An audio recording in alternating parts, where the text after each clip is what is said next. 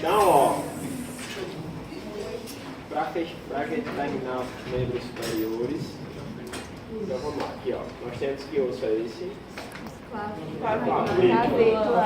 A clavícula, nós temos uma porção external, que vai se articular com o externo, e nós temos uma porção da clavícula, que é uma porção acromial, que vai se articular com o acrômio da escápula, certo? E aí eu tenho um ligamento que faz essa articulação. Eu tenho um ligamento acrômio clavicular, nesse meio aqui, e eu tenho o ligamento externo clavicular, que faz a ligação entre o externo e a clavícula. Entre uma clavícula e outra, eu encontro outro ligamento, que é o ligamento interclavicular. Tudo bem? E aí agora a gente entra na escápula. A escápula. Na escápula, essa visão que vocês estão olhando agora é uma visão frontal, anterior ou posterior? Posterior. Posterior, certo? Então a frente dela é assim, certo? Visão anterior. Que lado é essa dessa escápula? É o lado direito ou esquerdo? Esquerdo. É esquerdo.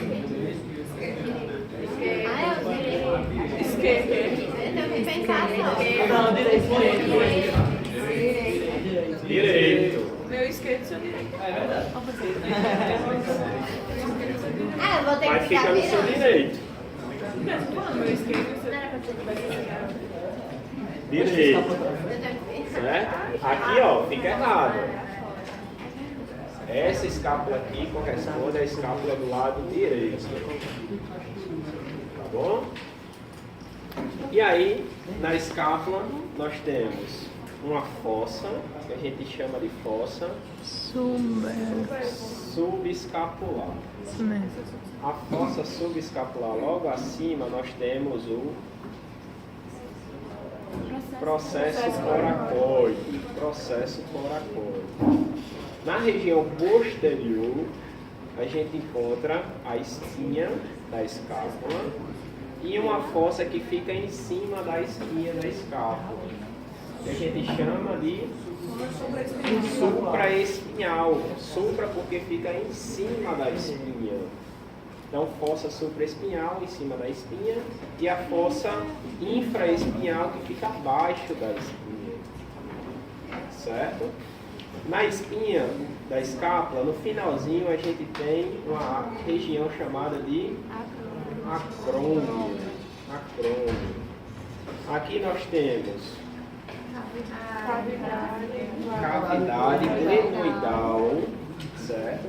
Que é justamente onde vai fazer a articulação da cabeça do úmero, na cavidade glenoidal, tá bom? A cabeça do úmero vai ficar posicionada aqui. E aí aqui em cima nós temos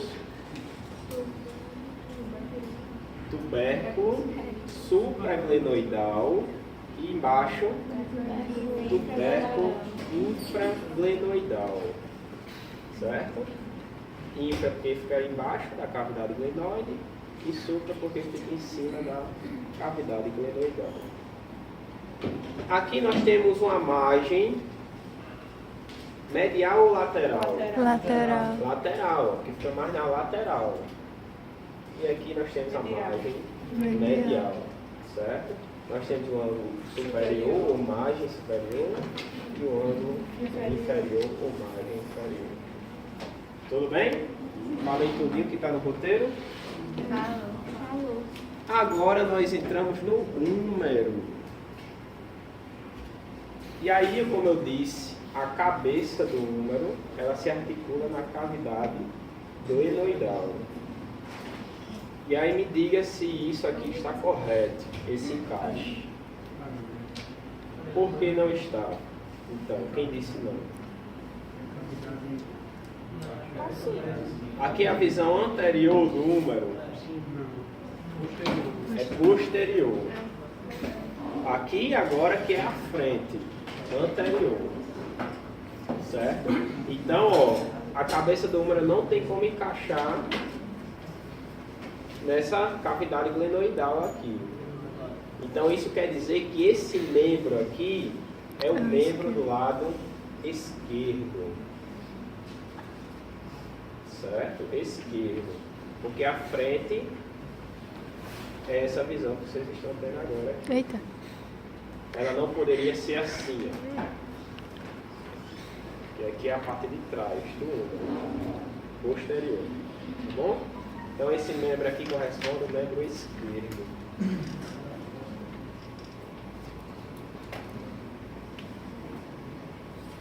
Aí nós encontramos a cabeça do húmero.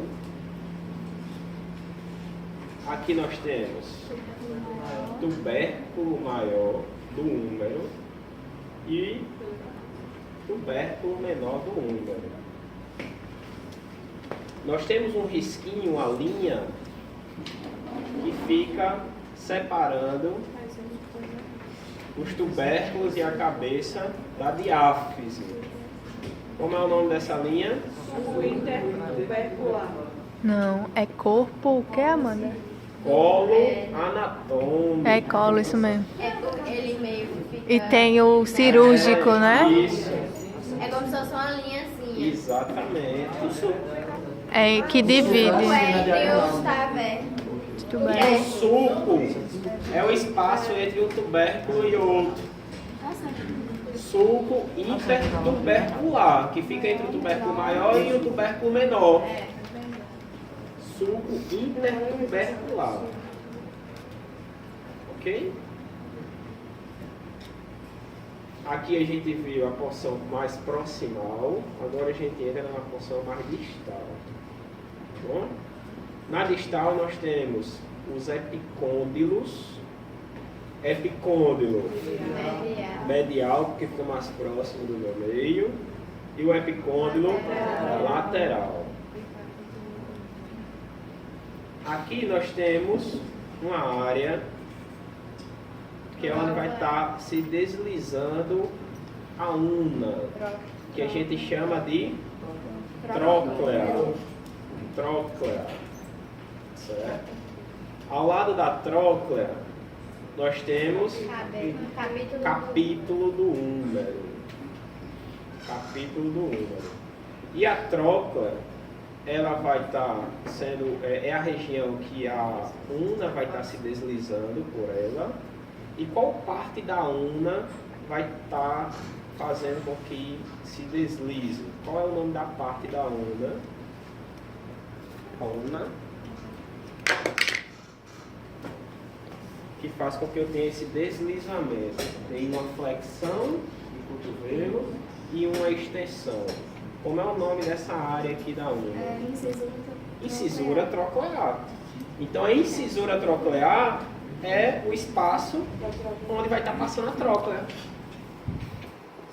Incisura troclear é o espaço onde vai estar passando a tróclea do húmero. Ok?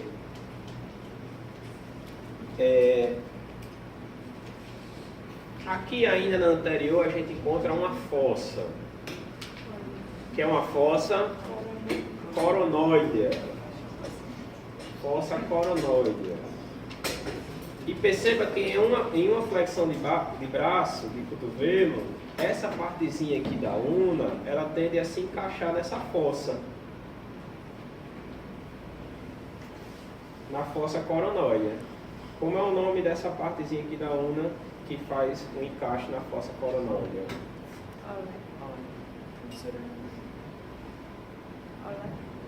Como é o nome disso aqui que encaixa na fossa coronoidea? Do húmero. Processo coronoide. Então o processo coronoide se encaixa na fossa coronoide. Certo?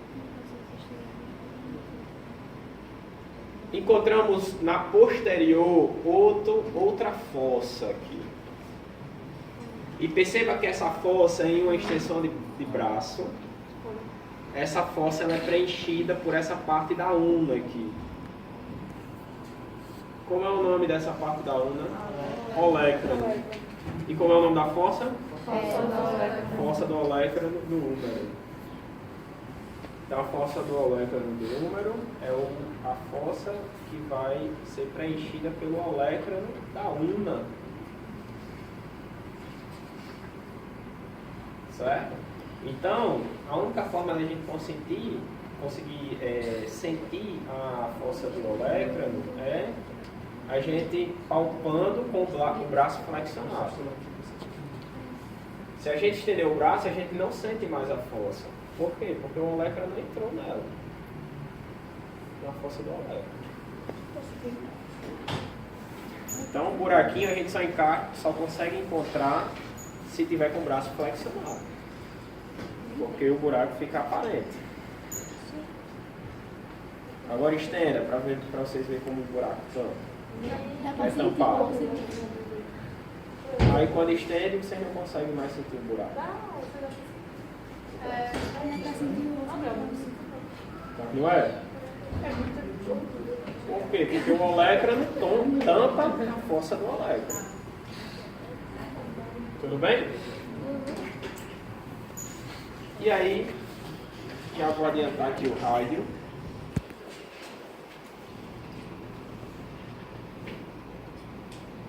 Ele se articula dessa forma aqui, ó. O rádio é maior, né? É menor um pouquinho o rádio, se a gente for ver. O rádio é menor um pouquinho. Maior. Bom? E aí ele se articula dessa forma. E a cabeça do rádio, ela se articula com o capítulo no húmero.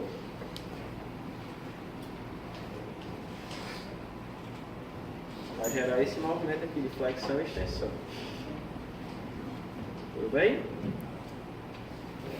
Perceba que na cabeça do rádio, ela encaixa também, ela se articula com a una, com essa partezinha aqui, ó, com essa incisurazinha aqui. O rádio tende a encaixar, a cabeça tende a encaixar na una.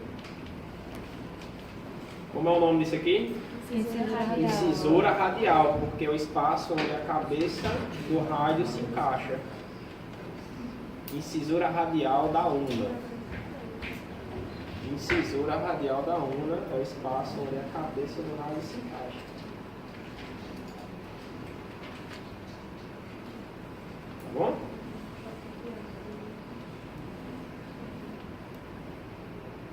Aqui no rádio nós temos uma tuberosidade do rádio. E aí a gente viu as áreas proximais da una e do rádio agora. Agora vamos para as áreas distais da una e do rádio. Na una, nós temos cabeça da una e processo estiloide da una. Por isso que é importante sempre colocar o osso correspondente. Porque se por acaso botar só processo estiloide, eu posso achar que é do osso temporal.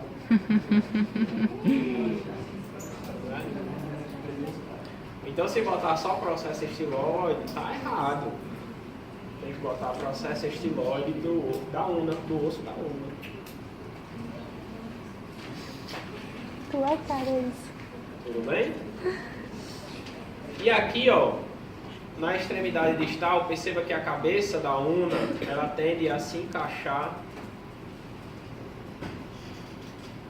nessa incisura aqui do rádio. Como é o nome dessa incisura? Incisura ulnar, porque é o canto que vai ter esse encaixe. Então, cuidado para não confundir. No rádio, a cabeça é proximal. Na una, a cabeça é distal. Um fica de cabeça para baixo do outro. Certo? Cuidado para não se confundir com isso. Alguma dúvida?